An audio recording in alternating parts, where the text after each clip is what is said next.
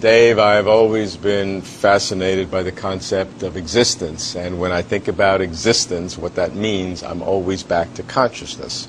But then I see some philosophers telling me that consciousness is an illusion, doesn't really exist. You think otherwise? I think consciousness is the thing we know about more directly than we know about anything in the world. You know, the great philosopher Descartes said, we can doubt the existence of anything in the world. I could doubt that you exist. Maybe this is just a dream. I could doubt that any of the tables and chairs around us exist. I could maybe even doubt the existence of my own body. But the one thing I can't doubt is that I'm conscious right now. I think, I am conscious, therefore I am.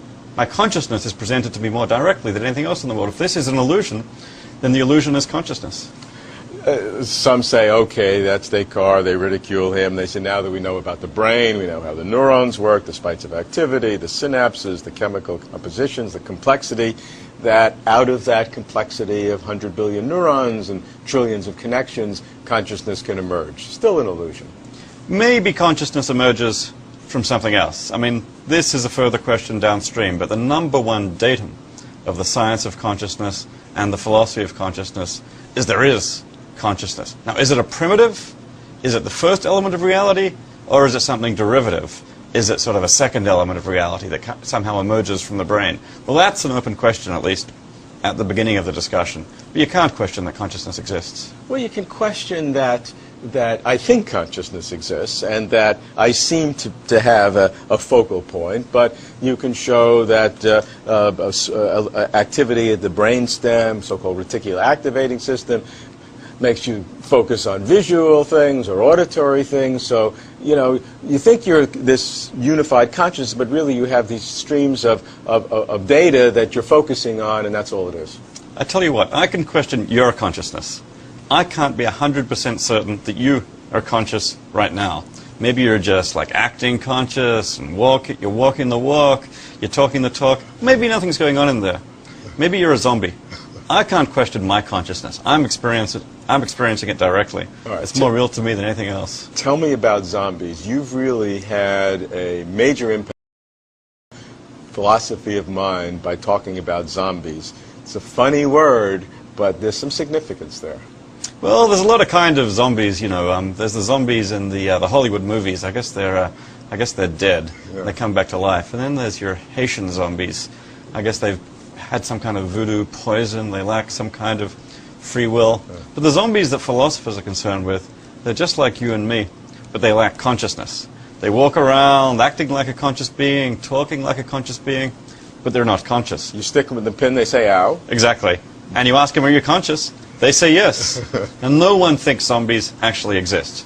I'm not a zombie. I don't think you're a zombie. But we can at least make sense of the idea. They seem to at least be imaginable. You know, you say, could God have created a world with zombies? To use a metaphor here for a second. Seems like God could have done that. Our world is not a world of zombies. We're not robots. We're not automata. We're conscious itself is something that needs explanation.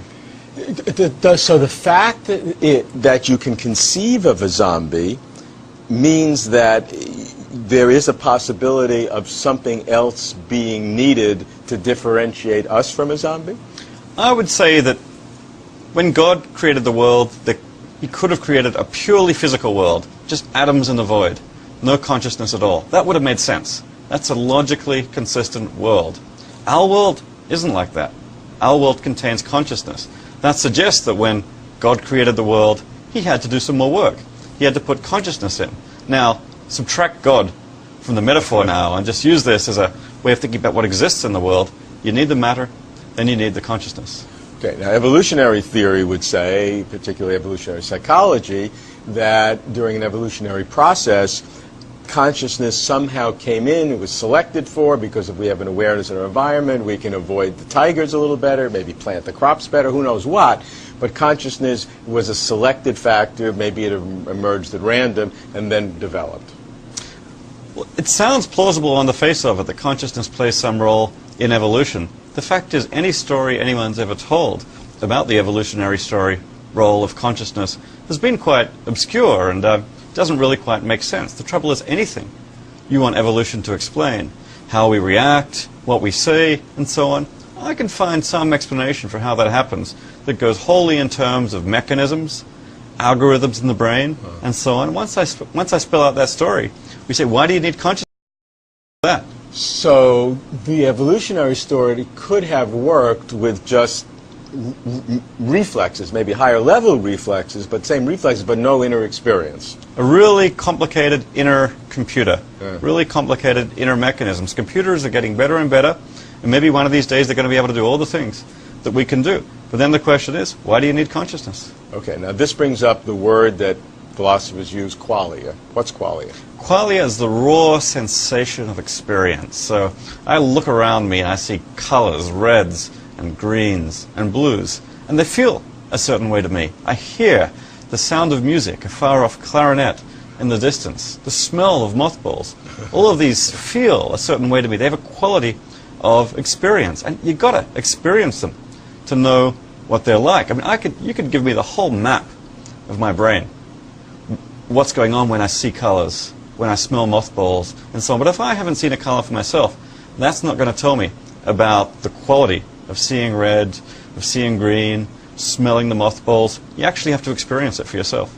You've talked about an advanced scientist who is colorblind but knows every wavelength of every color. And what happens when she finally sees color? Yeah, so Mary, the famous colorblind neuroscientist, spends her entire life in a black and white room. She's never seen a color, but she learns everything there is to know about the neuroscience of color.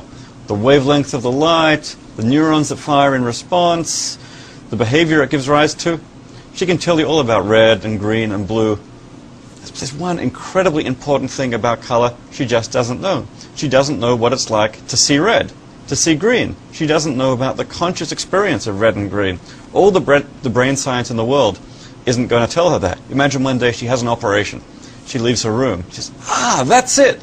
That's what it's like to see red. She's learned something new about consciousness. What follows from that? That, to me, suggests that there's more to consciousness than a physical process in the brain. Because you could know all there is to know about the physical processes in the brain, and you wouldn't know all there is to know about consciousness. You've become quite well known for defining the easy problem and the hard problem.